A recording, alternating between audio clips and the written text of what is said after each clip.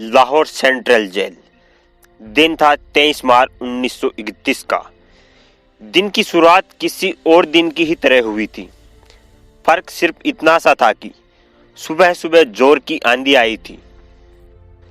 लेकिन जेल के कैदियों को थोड़ा अजीब सा लगा जब 4 बजे वार्डन चरत सिंह ने उनसे आकर कहा कि वो अपनी अपनी कोठरियों में चले जाएं। उन्होंने कारण नहीं बताया। उनके मुंह से सिर्फ ये निकला कि आदेश ऊपर से है।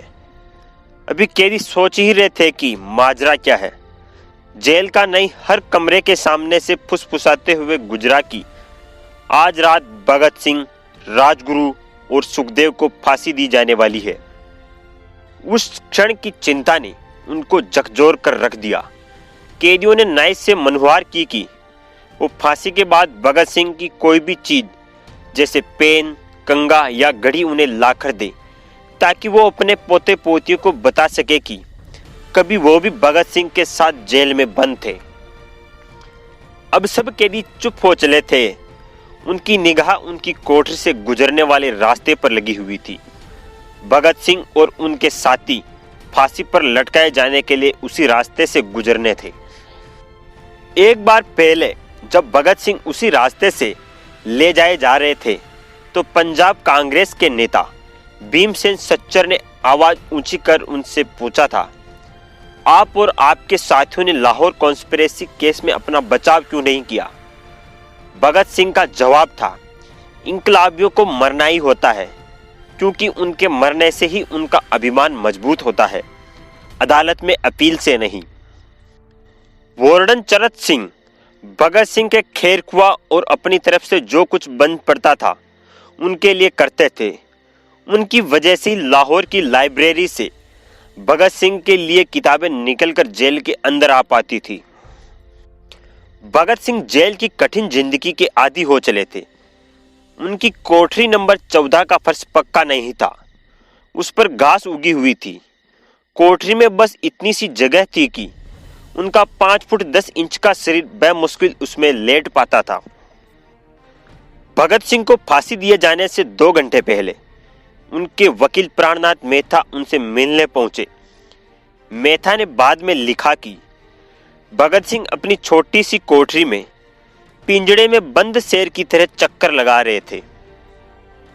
उन्होंने मुस्कुराकर मेहता का स्वागत किया और पूछा कि आप मेरी किताब लाए या नहीं। जब मेहता ने उन्हें किताब दी तो वो उसे उसी समय पढ़ने लगे, मानो उनके पास अब ज्यादा समय नहीं बचा हो। मेहता ने उनसे पूछा कि क्या आप देश को कोई संदेश देना चाहेंगे?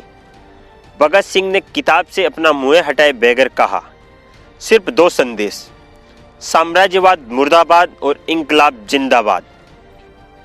इसके बाद भगत सिंह ने मेहता से कहा कि वो पंडित नेहरू और सुभाष बोस को मेरा धन्यवाद पहुंचा दे, जिन्होंने मेरे केस में गहरी रुचि ली थी।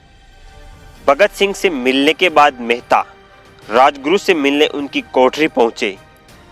राजगुरु के अंतिम शब्द थे, हम लोग जल्द मिलेंगे। सुखदेव ने मेहता को याद दिलाए कि वो उनकी मौत के बाद जेलर से वो कैरम बोर्ड ले ले जो उन्होंने उन्हें कुछ महीने पहले दिया था। मेहता के जाने के थोड़ी देर बाद जेल अधिकारियों ने तीनों क्रांतिकारियों को बता दिया कि उनको वक्त से 12 घंटे पहले ही फांसी दी जा रही है। अगले दिन सुबह 6 बजे की बजाय उन्हें उसी शाम 7 बजे फांसी पर चढ़ा दिया जाएगा। भगत सिंह मेहता द्वारा दी गई किताब के कुछ पन्ने ही पढ़ पाए थे। उनके मुंह से निकला, क्या आप मुझे इस किताब का एक अध्याय भी खत्म नहीं करने देंगे? भगत सिंह ने जेल के मुस्लिम सफाई कर्मचारी बेबे से अनुरोध किया था कि वो उनके लिए उनको फांसी दिए जाने से 1 दिन पहले शाम को अपने घर से खाना लाए। लेकिन बेबे भगत सिंह की ये इच्छा पूरी नहीं कर सके, क्योंकि भगत सिंह को 12 घंटे पहले फांसी देने का फैसला ले लिया गया और बेबे जेल के गेट के अंदर ही नहीं घुस पाया। थोड़ी देर बाद तीनों क्रांतिकारियों को फांसी की तैयारी के लिए उनकी कोठरियों से बाहर निकाला गया।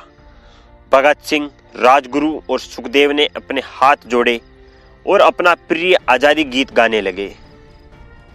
फिर इन तीनों का एक एक करके वजन लिया गया। सबके वजन बढ़ गए थे। इन सब से कहा गया कि अपना आखिरी स्नान करें।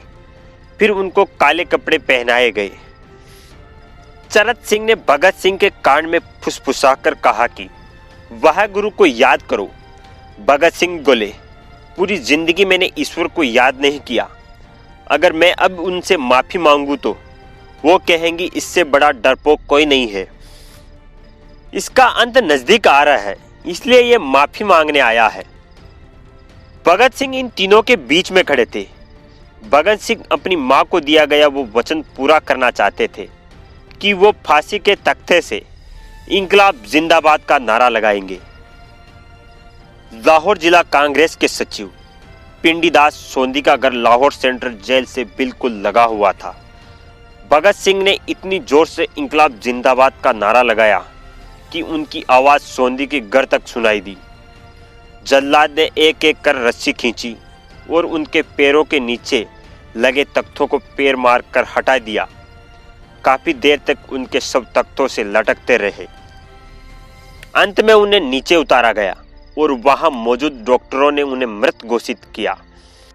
उधर वार्डन चरत सिंह सुस्त कदमों से अपने कमरे में पहुंचे और फूट फूट कर रोने लगे। अपने 30 साल के करियर में उन्होंने सैकड़ों फांसियां देखी थी, लेकिन किसी ने मौत को इतनी बहादुरी से गले नहीं लगाया था जितना भगत सिंह और उनके 2 कॉमरेडों ने। किसी को इस बात का अंदाजा नहीं था कि 16 साल बाद उनकी शहादत भारत में ब्रिटिश साम्राज्य के अंत का एक कारण साबित होगी और भारत की जमीन से सभी ब्रिटिश सैनिक हमेशा के लिए चले जाएंगे। भगत सिंह अमर रहे। इंकलाब जिंदाबाद।